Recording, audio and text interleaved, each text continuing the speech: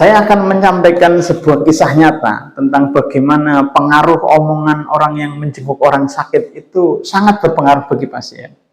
Suatu hari di sebuah rumah sakit di Jawa Tengah, ada seorang yang beberapa kali hamil, kemudian keguguran, beberapa kali hamil, kemudian bayinya meninggal. Dan ini tentu membawa bekas psikologis bagi sang ibu. Suatu saat ketiga kalinya hal yang sama terjadi. Pasien akhirnya masuk rumah sakit, kemudian bayinya meninggal. Kondisinya belum stabil. Ketika kemudian sang suami menceritakan kepada saya tentang kondisi istrinya.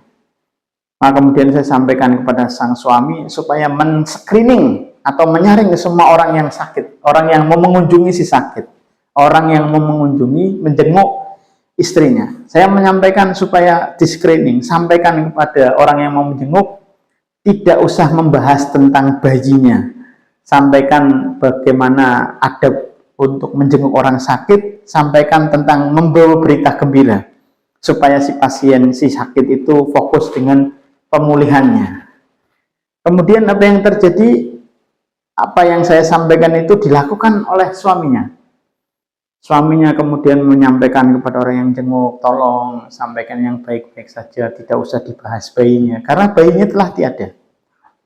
Dilakukanlah betul, sampai kemudian semuanya baik-baik saja. Hingga suatu saat, di waktu yang bersamaan ada telepon dari saudaranya.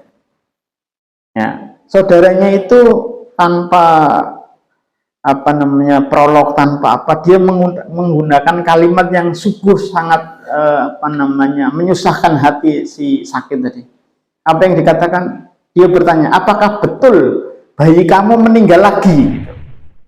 Langsung seketika itu juga si pasien posisi kesehatannya semakin menurun dan sebagainya.